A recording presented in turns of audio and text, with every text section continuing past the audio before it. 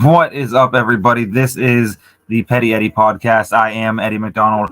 On Twitter, you can find me at KingWord15. You can see it down there. A few things to talk about today. Not a very long episode. Flying solo tonight. I'm kicking off a loaded night for our network, Network 216. Go follow us on Twitter at Network_216. If you haven't already, be sure to subscribe to the YouTube page, youtube.com/at Network_216, just like the Twitter handle. Make sure to do that. As I said, I kick off the lineup tonight. We have the Faithful Dogs podcast at 8 with Zach, Jack, and Tyler. They're going to give you their thoughts on the hiring of Jim Schwartz, and that's what I'll be talking about a little bit. I'll also be talking about a Nick Chubb article I wrote and got published, and a lot of people were bashing me for, and that's I love it, actually, because they read the title of the article, which we'll get into, and reacted to that and didn't read what I actually said. That's cool. Then after that, a special edition of Dog Chug where the guys aren't doing it tonight. It's the ladies taking over. We got Jessica, who's taking over. Let me find the other so I don't butcher this. I'm sure I will. Jessica and Sherry are the hosts tonight. So the guys are out, the girls are in. Let's see what they can do. I know it's going to be a lot of fun still. Make sure to tune in and chug along with them. 10 p.m. Faithful Dogs at 8, Dog Chug 10, and I'm here now, obviously. Before we get going any further, I thought that I had my weeks mixed up for some reason. I don't know how I did this because it's my birthday weekend this coming weekend, and then the following weekend is the Royal Rumble, and I was going to preview the Royal Rumble with my guy Mike Waterloo. So that's going to be next week. So next week is going to be Royal Rumble preview with my guy Mike Waterloo, friend of the show, great friend, great mentor of mine. Royal Rumble is my favorite pay-per-view. Because it has the most exciting match, the Royal Rumble match itself, and it usually falls around my birthday. This time it falls 2 days short of my birthday. My 32nd birthday is next Monday, the 23rd. So we'll preview the Rumble, give our predictions on who we think is going to win the men's and women's matches, and also every other match on the card. Should be a fun show next week. But tonight, flying solo, so this might not be the longest podcast. I'm definitely not going to go the full hour. Because of my error in time, I didn't get a guest, which is fine. I'll have a few things to say about Jim Schwartz, and then my Nick Chubb article. We'll get into that. Before I get any further, got to shout out our proud partner at Homage. They are great folks who make great T-shirts, great hoodies, including this hoodie that I'm wearing, the Brian of the Elf Heisman pose hoodie. Super soft, super comfortable. I think I like the hoodie. The hoodie's better than the shirts. I didn't know if that would be possible, but these are fantastic. I can't wait for all of you guys to have one at some point. Make sure to use our links all over the Network 216 social media. Nick Carnes always tweets out things. Jacob Roach tweets out different links for our shirts. Zach and Tyler tweet out links. Everyone tweets out links at different points, but they do it a lot. So I'm appreciative of that. I can just hit like and retweet, and a lot of people come to that. So make sure to do that. They have a lot of cool things. A lot of Browns gear. You can get hoodies and shirts. They have these sweet satin jackets. I got one for Christmas. Thank you, Santa Claus, aka my dad and stepmom.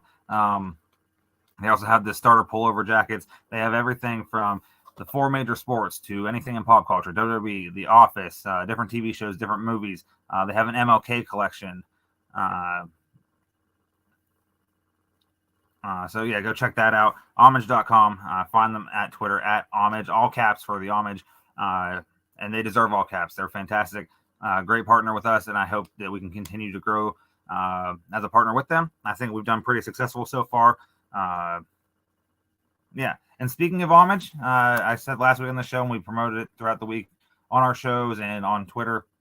We were giving away 3 NBA Jam t-shirts to 3 lucky winners. Those winners were announced earlier. So the first one was at Gospin2814 on Twitter. At Kyle Barker 209 on Twitter, and at Tim, I'm sorry if I mispronounced, Tim_Cordonier. So shout out to them, guys. If you have not already, if you're listening to this, if you're one of them, be sure to hit up the network page and DM us. Make sure you tell us the size and the shirt you want. I'm sure you guys have already done that. I don't know that for sure. I have not been around most of the day. I don't have good service at work, so I don't know if those people were contacted. If you know those people, let them know, hey, that you want a t-shirt.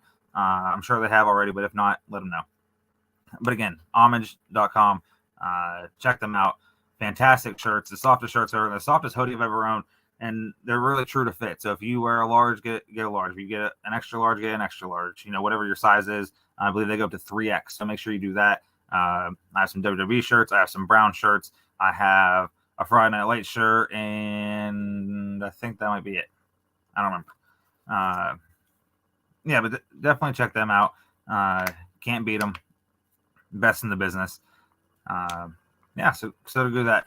Obviously, there's a week pick'em presented by Underdog Fantasy. You can go check that out. Underdog Fantasy, another sponsor of the show. Use our code 216 and they'll match your first deposit up to $100. That's $100 free dollars. And now if you are in Ohio, you can legally bet. So congratulations to you guys. It's been a long time coming. That was a few weeks ago at the beginning of the year. And a lot of people, especially in the network, have been taking advantage of the free bets that a lot of these sites are giving to new customers, racking up some money.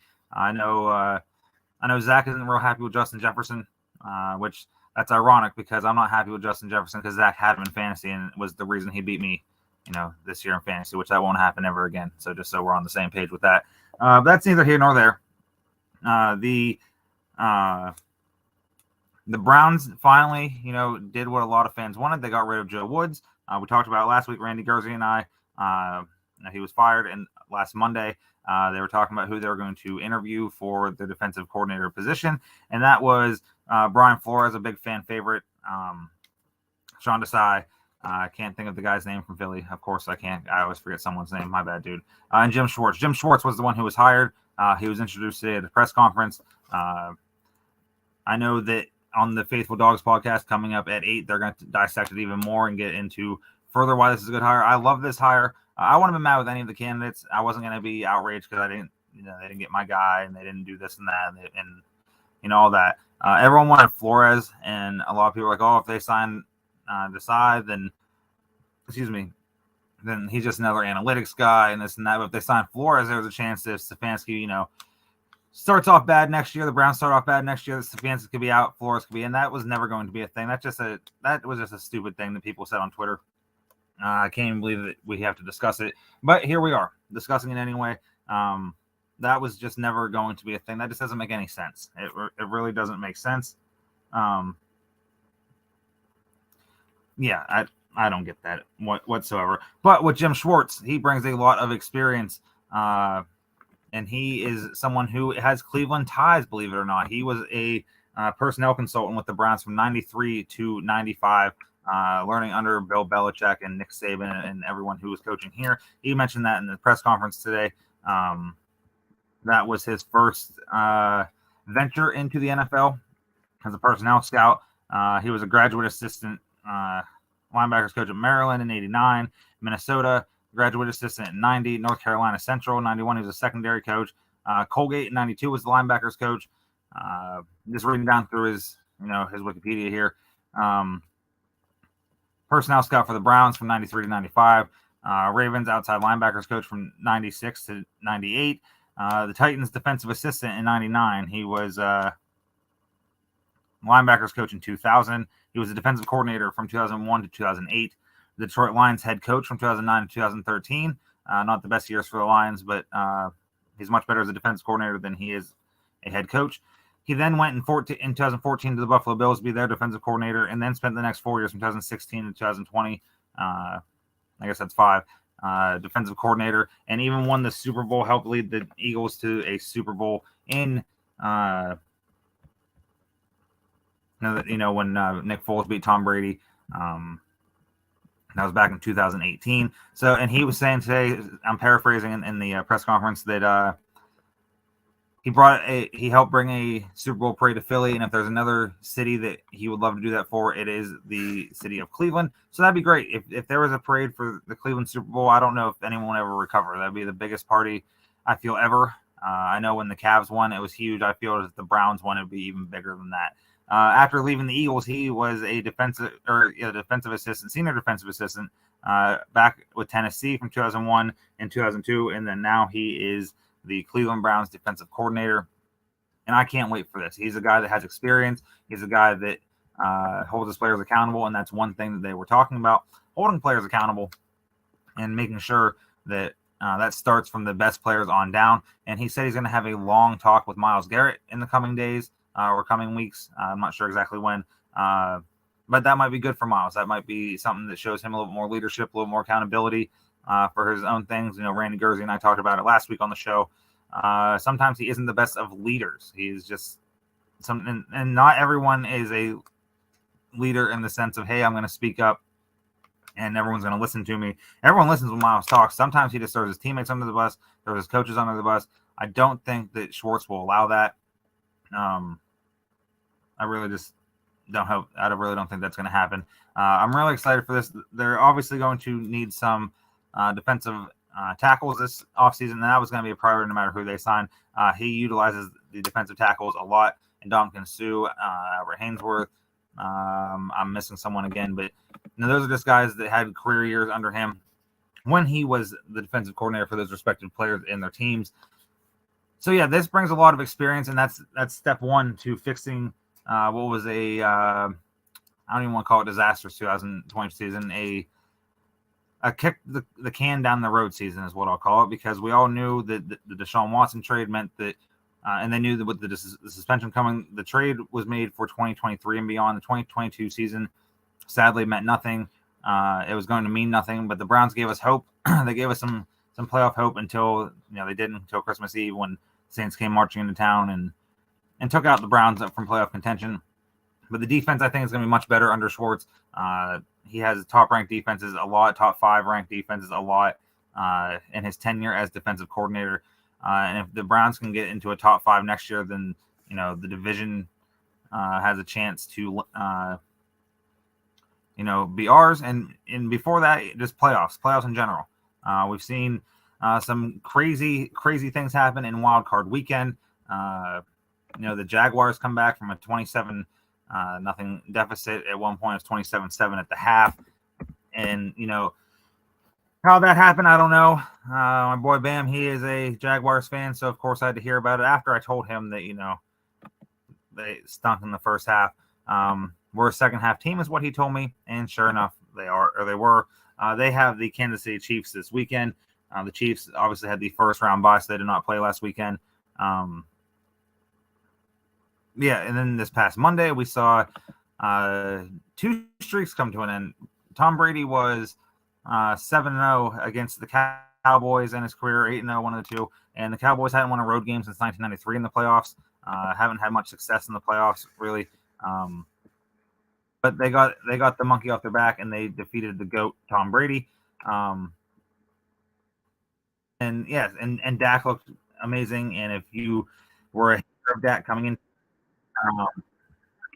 it was going to be some eating of crow for you. So that capped off the wild card weekend, the Super Wild Card weekend, excuse me. The Giants knocked off the Vikings. The Vikings were undefeated in 1-score games this year in the regular season. The postseason, they were 0-1, sending them home. The 49ers trounced the Seahawks, and of course that had people in uproar over Desai, even though he wasn't even the defensive coordinator there. He was just the associate head coach. The Bills narrowly survived the Dolphins. That game looked like it was going to be out of hand early, 17-0. Excuse me. And then it was, before we knew it was 17-17 at the half, and the Bills took the lead. And it was just a crazy game, but the Bills hung on. They play Cincinnati this weekend. They'll host Cincinnati, who was victorious over the Ravens, the Lamar Jackson-less Ravens, in a battle of the AFC North. They had the Tyler Huntley goal line play. They caused him to fumble, and they returned it, and that was a difference maker. So that should be a fun one, Bengals versus Bills. And remember, if the Chiefs win this weekend against the Jaguars, the AFC Championship game will be a neutral site. I believe it's if the Chiefs win. So if the Bills or the Bengals win and the Chiefs win, I forget where they're playing. But yeah, that should be a lot of fun too. So AFC North was sort of well represented, but the NFC East was represented the best. They have 3 teams into the divisional round. As the Giants will take on the Eagles, the Cowboys will take on the 49ers. That's crazy right there. That's just crazy. That's what we all thought the AFC West would be. And Yeah, so it should be a lot of fun this weekend. Jaguars Chiefs Saturday 4:30, and then we got later in the nightcap uh, the Giants and the Eagles.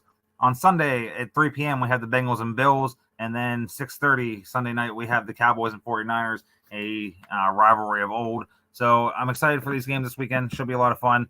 Hopefully next year during Super Wildcard Weekend we are in there, or we have a bye. Hopefully we're just in there. We can play and hopefully move on. I think that's coming. There's a lot to talk about for the offseason. We're gonna get through all of that. Yeah, and like I said, this isn't gonna be a long podcast tonight.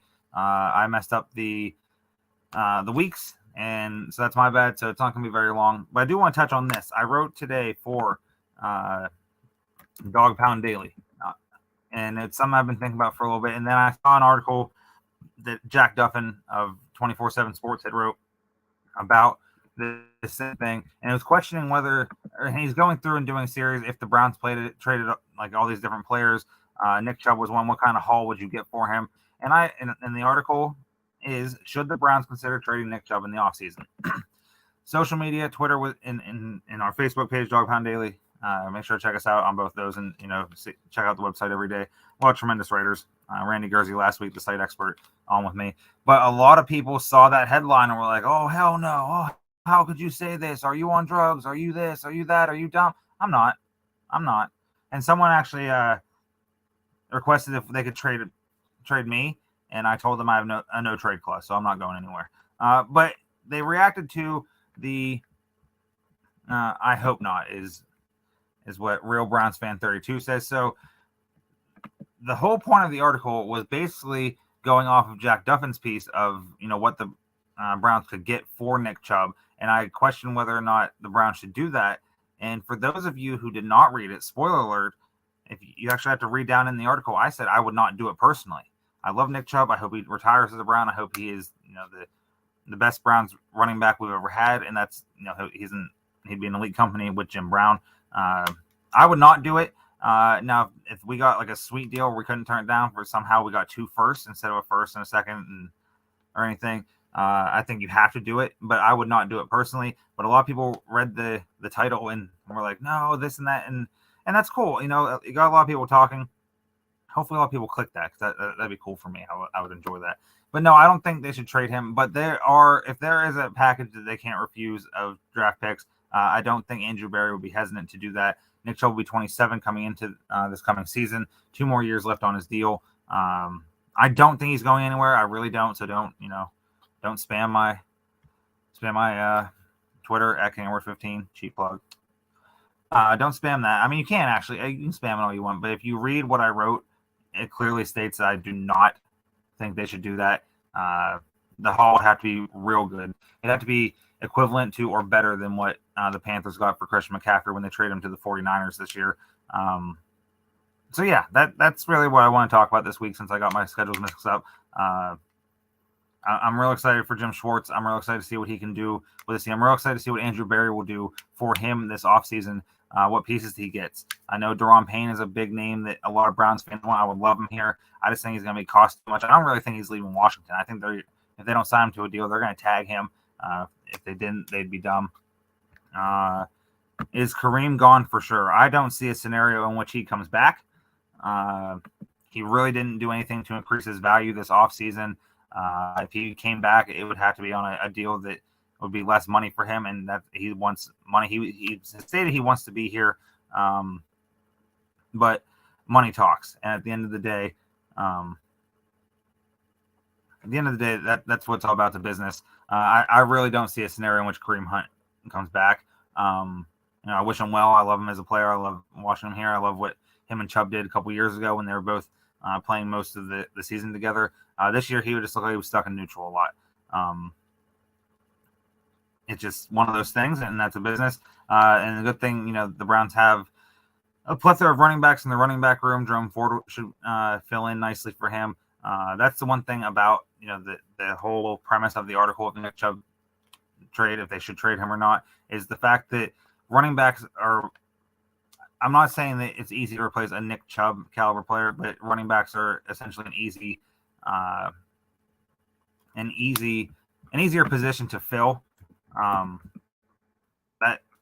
especially with the Browns offensive line. I'm not saying anyone come in and have the same success. I'm not saying they'd have 5 yards of carry. I'm not saying anything like that. But the last time there was a league leading rusher, one of the top 2, 3, 4, 5 in the league, and they won a Super Bowl. That team won a Super Bowl, was all the way back in I believe it was 2000 when the Ravens won. So it's not like if you have the best running back that you win, because that's the Tennessee Titans. That Derrick Henry, arguably the best in the game, they don't win with him. So the Jaguars, Chiefs, Eagles, Bengals, Bills don't have the greatest of running, don't have top tier Nick Chubb level running backs. The Giants have Saquon Barkley, who has been a lot better this year coming off injury. The Cowboys have Ezekiel Elliott and Tony Pollard, and the 49ers have Christian McCaffrey. But like I said, this is a position that could be easily replaced. I'm not saying that it's easy to replace a Nick Chubb caliber player. That's just how the NFL works. But that's it. That's all I want to talk about this week. Jim Schwartz. I want to discuss my Nick Chubb article that a lot of people, were mad at me for, which is fine. That's fine. A few years ago, 2 years ago, Riley on our site, he wrote that the Browns should call about Deshaun Watson. Everyone ripped him a new one. And they even talked about it on First Take, and they talked about it on Colin Cowherd's show, and Skip and Shannon talked about it. Everyone was talking about it, and fast forward, and they got him. They did call about him, and they got him. So, but again, people responded to the headline of that and didn't actually read what he said. And the same thing here. Should the Browns consider trading Nick Chubb in the offseason? I personally do not think they should, and I clearly state that in my article. But I was just responding to basically what Jack Duffin had wrote. And let's see, another question here. I appreciate the question. Appreciate this. Do you think Jim Schwartz will solve the defense problems in one offseason, especially defensive tackle? So that is more so on Andrew Berry to address the defensive tackle position.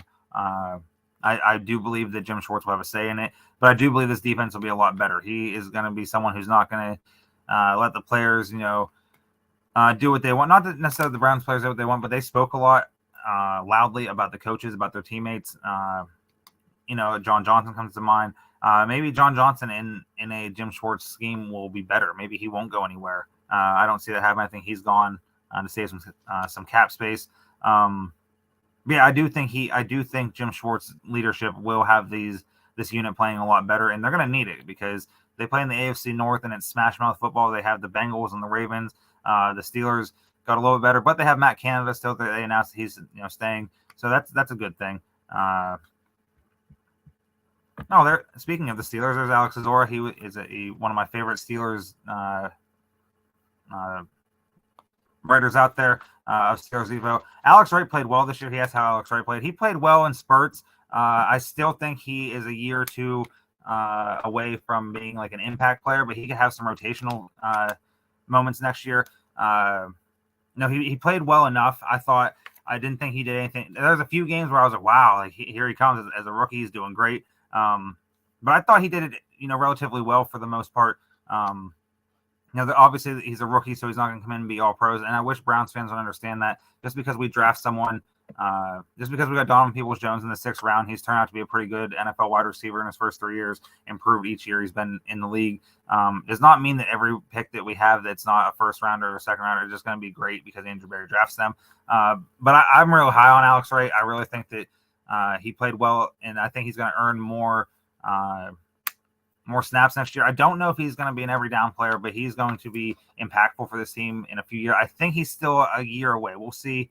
But I do think that at some point during this offseason, I'm going to look to have Alex back on. Alex was on before. We previewed the week 3 game with the Steelers and Browns. We previewed a game last year and talked about it. So I'm hoping to get Alex back on, talk about how both of our teams have fared. I think I'm going to try and aim it after the draft so we can talk about free agency and the draft and see what pieces the Browns and Steelers made. Because if you've ever watched the show, and if you watched the show when Alex was on, I really like following and getting a better feel of writers that of teams we play, and Alex is one of the best out there. Steelers Depot, go check them out. Obviously, I'm not a Steelers fan, but I do check out his work.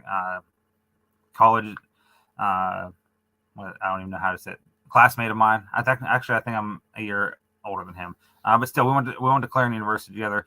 There's a lot of guys out there, not just the Steelers, that I follow because it's good to know about the opposition. If you're going to have a podcast, if you're going to write, to have a little inside scoop on what you're talking about. If the Browns play the Steelers, I want to pick Alex's mind on why he thinks the Steelers either going to win or what their downfall could be, what their strengths are.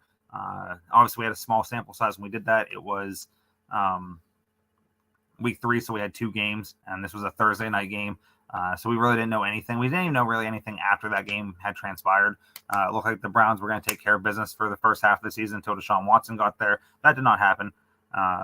Very important to read other teams' writers, especially Alex and his team over at Steelers Depot. They do a tremendous job.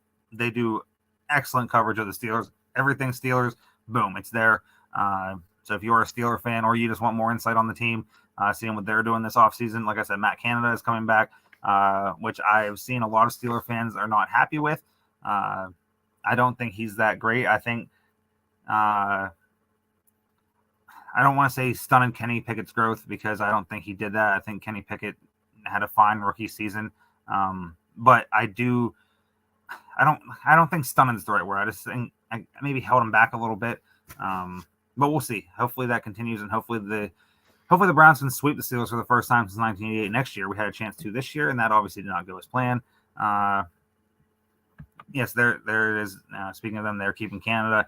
I don't think it's a good move myself, but then I will go and find Alex and his teammates' work and see what they think of it. I know a lot of Steelers fans aren't happy. One of my good friends, my guy Ben, shout out to him. He was not happy. He said it's one thing and there's my cat coming in, obviously, say hello. And that's one of he said that's one of my things that I have against Tomlin. Not that there's, he's not a Tomlin hater, my friend Ben. He just that's one of the things I have against Tomlin. He sticks to his guys. And I get that. A lot of people thought that maybe that would be the case with Kevin Stefanski and Joe Woods this offseason. That's Kevin Stefanski's guy.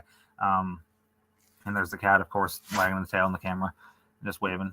But yeah, Mike Tomlin wasn't going to get rid of him this year. I think, if I'm not mistaken, I think Canada has 1 year left on his deal. If I read that the other day from Steelers Depot on Twitter, I saw it was either Alex or the site tweeted out about that. So I think he has 1 more year on his deal. So if it's not like an improved offense, they only score like 18.4 points a game this year. And the only reason I know that is because I saw Steelers Depot tweet out earlier that of the remaining teams in the playoffs, they average 21 points a game or higher, which if the Steelers were there, they would not be keeping up. At least in terms of on paper points per game. Obviously, anything can happen in the playoffs. We saw it a couple years ago when the Browns got out to a 28-0 lead on the Steelers. So yeah, that's the nature of it. Again, if you're a Steeler fan or you just want more insight on the Steelers, go check out Alex. Go check out Steelers Depot. They do tremendous work. Dog Pound Daily, check us out. We do tremendous work. We're not as in depth as them, but we do a tremendous amount of work. Shout out Randy Gursey, joined me last week. Shout out to all the guys over there. There's too many to count. Just like, let's see, one more question here. Correct me if I'm wrong. Was Stefanski part of the hiring process for Schwartz? Yes, that is Kevin Stefanski's coaching staff. He had, obviously had a say in that, and even Jim Schwartz said that today. They asked him about defensive coaches he wants to bring in, position coaches, and he said that's not my job. That's up to Kevin. He said give input, obviously, and he's there to coach the players and help. I forget how he said it. Somehow, basically, coach the coaches into seeing what he is envisioning for this team once they have the pieces in place. So yes, Kevin Stefanski was part of the hiring process for Schwartz. He was also part of the hiring process for Andrew Berry. If you remember, Stefanski got here before Berry, then brought Berry in as the GM. So far, I think it's been solid. There has been some misses of Andrew Berry, and I'll address that more on Dog Pound Daily through the coming months. I'm working on one now that's I'm trying to go through. I'm trying to debate if I want to do it on draft picks and then free agents, or free agents and draft picks, or combine it all together. If I do that, it's going to be a very long slideshow, which I'm down for.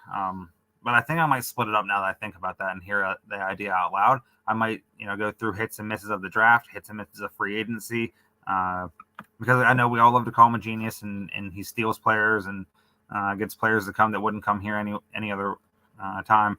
But he has had some misses. Austin Hooper comes to mind. John Johnson III has not panned out. I was so high on him. So there's no way he has hired his successor. No, absolutely not. That's what a lot of people wanted Brian Flores to come in. So, Stefanski struggles out the gate next year with Watson after a full off season with him, with no off the field issues, hopefully. No, Kevin Stefanski was not hiring his successor. That I don't know how people ran with that idea, but that just wasn't a thing. There were some people on Twitter that were worried that Brian Flores might take the head coaching gig in Arizona for their head coaching vacancy. So they thought Jimmy Haslam would just do whatever it took, and maybe would fire Kevin Stefanski and hire Brian Flores, which I don't think that would be a right move. I think that would go a little bit backwards. I think Brian Flores is a good coach. I really don't think that if he came in as a defensive coordinator, it'd be this big splash that everyone would think would be. I think Jim Schwartz is the way better hire just because of his experience and what he's been able to do in the NFL. Brian Flores was not going to be a successor either. Brian Flores was not. None of these guys were going to be a successor. He's going to get a full year with Kevin Stefanski. I've been saying that for a long time. Randy Gersey's been saying that for a long time. Greg over at Dog Pound Daily, Greg Newland. Yeah, sorry if I butchered your name, Greg. My bad, dude. But he's been saying it, that he's going to get a full year with Stefanski. A lot of guys on this network have been saying that. Zach and Jack and Tyler have been saying that. And yeah, I get it. And at the end of the season, people were upset. I was upset too, but I didn't think they were going to fire Stefanski. I knew that this season, not that they went into it thinking it would mean nothing. It was essentially not for nothing. And that's what they sort of went into it when the suspension went from 6 to 11 games for Deshaun Watson. So, yeah, Stefanski wasn't ever hiring his successor. That I don't know how that even got people's attention, but that's what it is. A lot of people didn't want Kevin Stefanski because he's not a leader of men or something. I don't know what the hell that means, really. He doesn't yell on the sidelines. He's not biting kneecaps like Dan Campbell in Detroit, who they had a hell of a season under him. Terrible start, great finish. Just missed the playoffs. But coaching is so much more than yelling and getting animated and stuff. And Kevin Stefanski gets on there. A lot of people are like, oh, he doesn't get on the refs ever. I've seen multiple times where he gets on the refs. Oh, he's just so ho-hum. Okay, he's a laid-back individual. Like he's not the type that's in your face and yelling. Oh, he needs to hold his players accountable, but then he holds Myles Garrett accountable. Oh, not him. Everyone but him. Why? Myles Garrett broke the rules. He acknowledged that. Randy and I talked about that last week. So, yeah, I think this is going to be the start of something good. Of course, I say this every year. I'm a Browns fan, so we say this every year. And then years ago, come mid-October, we were out of the playoff race, and now we're hanging in there. We made the playoffs 2 years ago. Didn't make it the past 2 years. Won 8 and 7 games. So I wish he would show a little passion. So see, I see that. I see you and a lot of other people say that, and you're not necessarily wrong, but at the same time, we don't see everything. Like we're not always seeing Kevin Stefanski of what happens after every play, every call. We're not seeing that on the TV broadcast. Now, if you're at the game and you see that a little bit more, okay, I can get behind that. Hit me up at King 15 and tell me a little bit more about that. But like I said, coaching isn't just about yelling and getting all fired up and getting your players' faces and, even like going over the top for celebrating. It's not. I've not been a coach yet. It's something I plan to do in my future, basketball, maybe some baseball too. But I've had great coaches in my time. And, my basketball coach, who's still a great friend of mine and a great mentor to me still to this day, back in my high school days. He yelled a lot, but also that, his passion is different than what Kevin Stefanski's passion would be. And a lot of people want him to yell at these players, but if he did yell at these players, then, it'd be, oh, why is he yelling at them? Like in the press conference, everyone hates the vanilla answers. And I'm not comparing the two, but Bill Belichick does the same thing. He's not going to sit up there and be like, Mac Jones was awful tonight. It's absolutely awful. And Kevin Stefanski's not going to sit up there and be like, yeah, Deshaun was terrible today, and our offensive line was terrible, and Nick Chubb was our lone bright piece of this. That's not what's going to be happening. They're going to talk about that behind closed doors. He always says things like, we didn't do enough to win. I didn't do enough to coach this team to a victory. So, yeah, that's where I'm at with that. I'm going to cut this one short. just because I thought I was going to cut it short a little bit ago, but then there were some questions. So I appreciate Real Browns fan 32. I appreciate you commenting along all night and giving me some things to further discuss. Be sure to stick around at 8 o'clock. The Faithful Dogs podcast with Zach, Jack, and Todd. They're going to discuss Schwartz hiring even more. They're going to give their takes on it. I think they're going to make their picks for the divisional round this week. They've been making picks every week. I made a couple guest appearances on the show and made picks myself. I don't think I did too well, actually. I don't know if I won a game that week. So I think I picked against everyone in the AFC North. And I think that backfired me on the week that I was on there. They can check me on that. You have a good night too, Real Browns fan 32. I appreciate you again. Faithful Dogs podcast at 8. And then the ladies take over at 10 for the dog jug. It's not Ross, Andy, and Roger. It's Jessica and Sherry. They have a guest lined up as well. So the ladies take over tonight. And I'm sorry, fellas, but I think I saw Roger say already when he tweeted it out that he's already calling unemployment. So that's a good thing, because I think they might come in and take the spot on the roster here. Maybe we can get them their own show. Hey, we don't have any female shows yet, so let's get them their own show. When they kill it tonight and they knock it out of the park like I know they're going to, hey everyone at the network, let's get the women their own show. Some sort of dog spin-off. I was trying to think of something punny real quick and funny, but I can't right now. The she dog chug, I don't know, maybe tonight, but the dog chug 10 p.m. Jessica and Sherry, they're going to kill it. I can't wait to see what they come up with. And again, 8 p.m. here in about 23-ish minutes. Faithful Dogs podcast, Zach, Jack, and Tyler. Shout out to them. Shout out to Homage again. Gotta go to Homage, homage.com or at Homage, all caps Homage on Twitter. Make sure to follow them. Make sure to find our links, network_216, and get hooked up with some great gear. I have my eyes on this forever. I was waiting until I could finally get it, and I'm very thankful for the people at Homage for hooking us up right around Christmas time. I waited a little bit. I couldn't decide the shirt I wanted to get. I ended up going with the Nick Chubb Blitz shirt, NFL Blitz. So, shout out to them. Great sponsors. I'm very happy with this partnership. I hope they're happy with us and our end of the partnership. I think the best is yet to come. There you go. There it is again. With the hood up. Fantastic. We were spitballing some ideas in our group chat earlier. I hope to have Homage more not involved, but more sort of, I guess, more involved. We have ideas for them that we're gonna shoot to them. We're gonna try and set some things up from now until the season. We're gonna try and all make all of the network at some point. We're gonna try and make a Browns game all together. We're gonna tailgate together. Even if we all can't make it, I'm definitely gonna try and get to more games next year. I didn't get to one this year. I live in Pennsylvania, so I'm not too far from Cleveland. Like, I'm about 2.5 hours. But anyway, we're gonna try and do that. We're gonna try and have Homage, our great sponsor, hook us up with some things we might be able to give away. I don't know.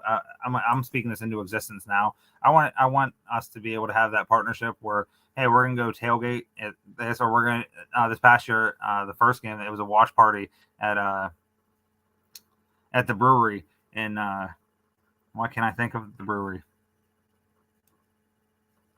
Anyway, I know it was there. They had a lot of fun there. A lot of the team was there. But we're gonna hope to do some more of that stuff this coming season.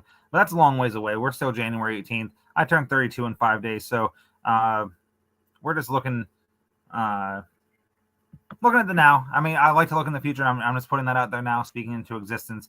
I'm a big believer in speaking things into existence. So, yeah, homage.com. Make sure to check them out.